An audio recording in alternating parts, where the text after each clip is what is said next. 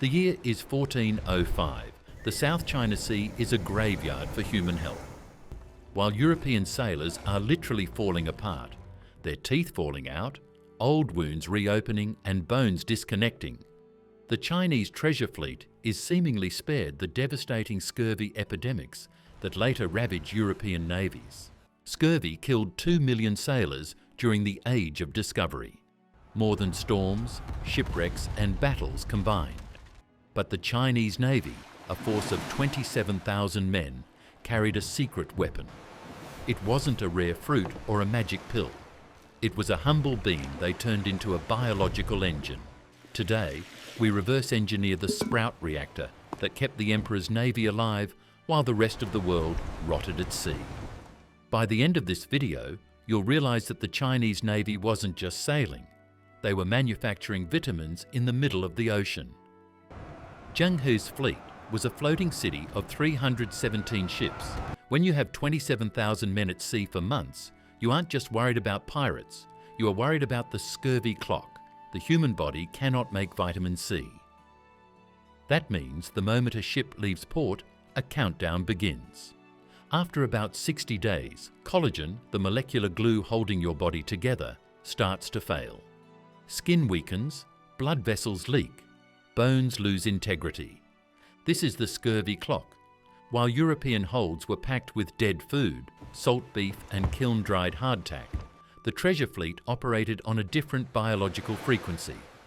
By merging 15th century logistics with the principles of modern nutrition science, the true nature of their scurvy secret comes into focus. This wasn't merely a diet, it was a mobile hydroponic engine designed to transform dormant, lifeless seeds into a surge of life-saving medicine the moment the scurvy clock began to strike. But before deconstructing how this biological miracle was engineered, the enemy must be understood. Scurvy isn't just being tired, it's your body physically liquefying at a molecular level.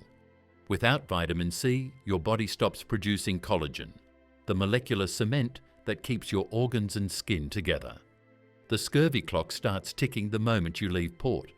Sailors had a 60 to 90 day window before their bodies began to unravel.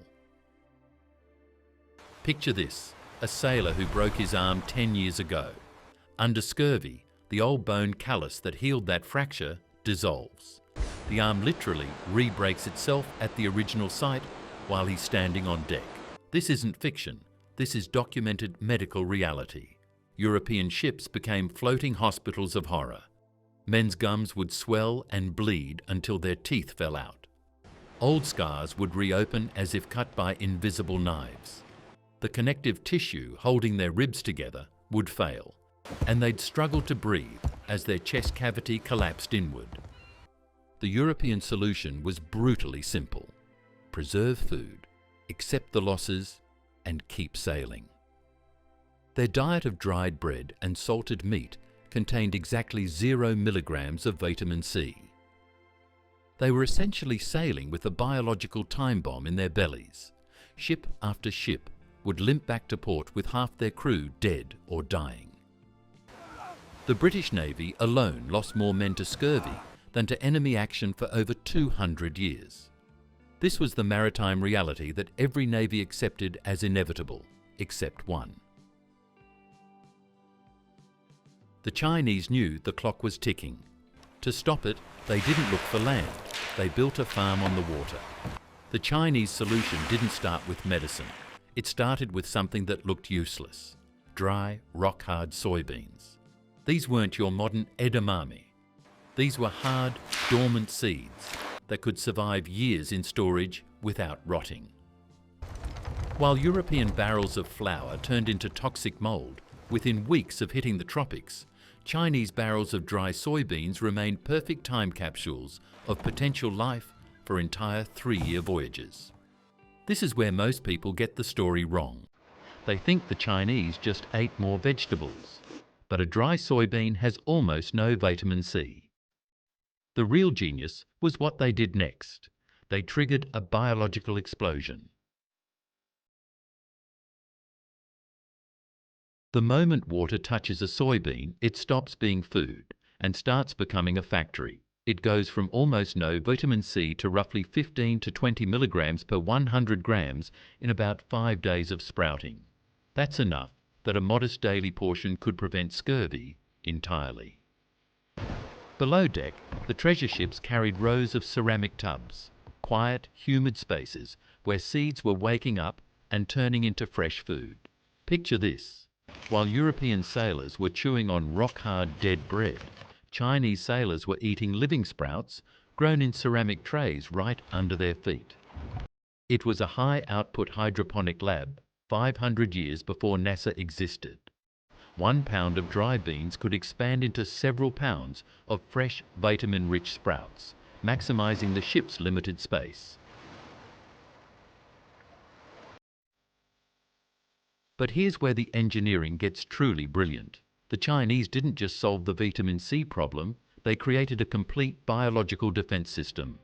Beyond fresh sprouts, the fleet carried fermented soy products, tofu, fermented soy pastes, and primitive soy sauce. Fermentation creates vitamin K2 and B vitamins that aren't present in the original bean.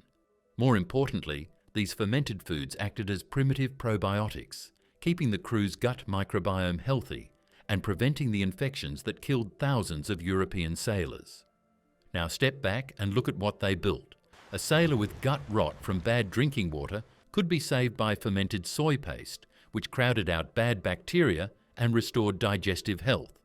We see soy sauce as a condiment today, but to the treasure fleet, it was a shelf-stable probiotic delivery system that could keep a man's digestive system functioning in the middle of the Indian Ocean. When you combine sprouting and fermentation, you get a crew that is biologically superior to any other navy on Earth. The Chinese had created 3 layers of defense: the dormant seed vault, the hydroponic sprout reactor, and the fermented probiotic shield. This wasn't luck or accident. This was deliberate biological engineering. Now you might be thinking this sounds too good to be true. Could they really grow enough sprouts for 27,000 men? Let's run the numbers. Modern nutrition data shows that as little as 10 milligrams of vitamin C per day can prevent outright scurvy in adults. Sprouted soybeans reach roughly 20 milligrams per 100 grams after several days of sprouting. That means about 50 grams of sprouts daily, roughly 2 ounces, could theoretically keep a sailor scurvy-free. For a crew of 27,000 men, that's about 1,350 kilograms of fresh sprouts needed daily. Sounds impossible until you realize that dry soybeans expand dramatically when sprouted. You'd need roughly 500 to 600 kilograms of dry beans to produce that amount of sprouts. For a fleet of 317 ships, that's less than 2 kilograms of dry beans per ship per day. Completely manageable. But there's a catch that critics love to point out: water. Sprouting at scale requires significant clean water, which is precious on long voyages. This is where understanding Chinese naval strategy becomes crucial. Unlike European blue water crossings, Chinese treasure fleets mostly hugged coasts and had dense supply networks. They made frequent landfalls for fresh provisions and water resupply. The sprout system wasn't designed for months-long ocean crossings. It was designed for the coastal island hopping strategy that defined Chinese maritime expansion. This reveals something important. The Chinese solution was part of a broader logistical philosophy. European navies tried to solve scurvy with a single magic bullet: citrus fruits, sauerkraut, and many others. The Chinese built an integrated system where sprouting was one tool within a comprehensive provisioning network that included supply bases, fresh vegetables, and preserved foods.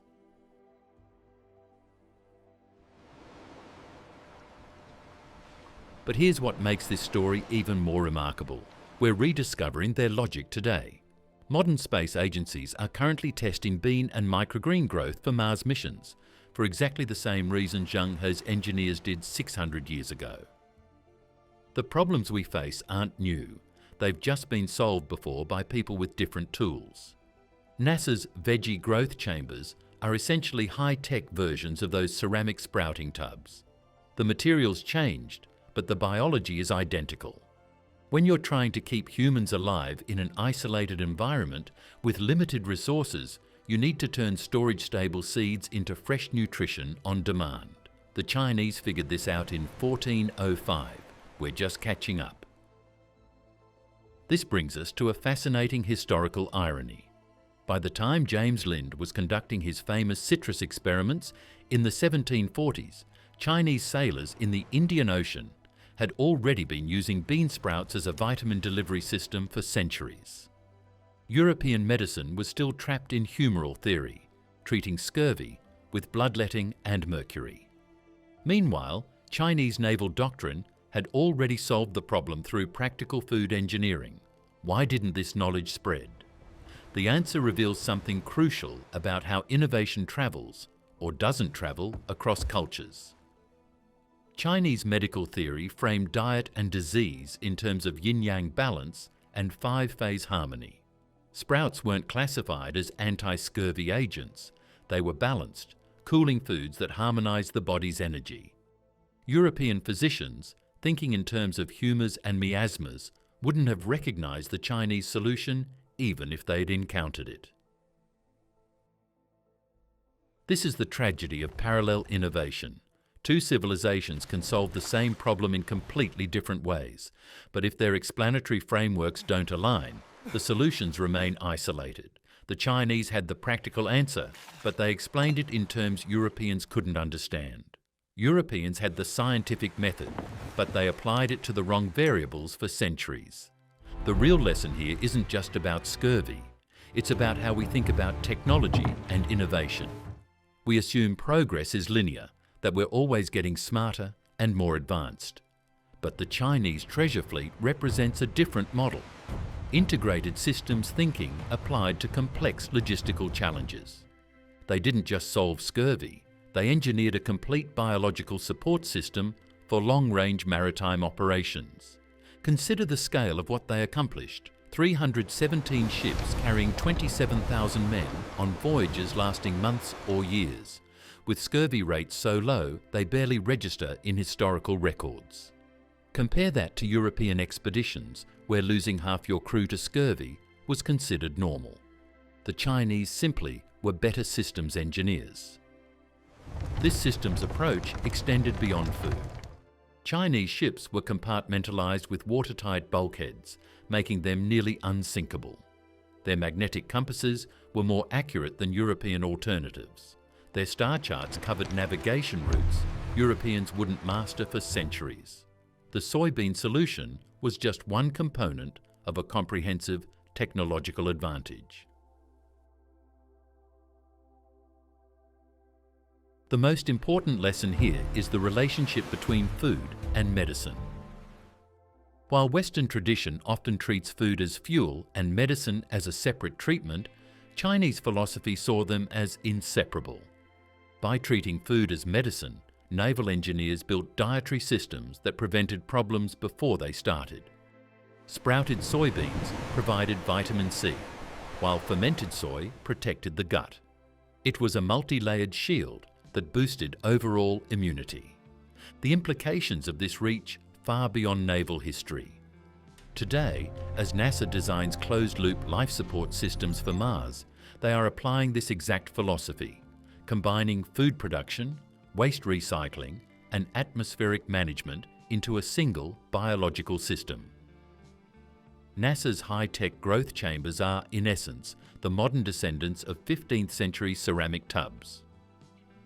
True innovation often looks simple from the outside: a ceramic tub, some beans, and water.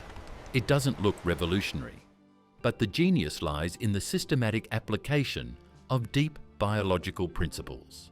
The treasure fleet didn't just stumble onto sprouting, they engineered a storage problem into a nutrition solution. They turned a simple bean into a life support system that allowed 27,000 men to cross oceans, while their competitors were dying of preventable diseases. 600 years later, we are finally catching up to their example.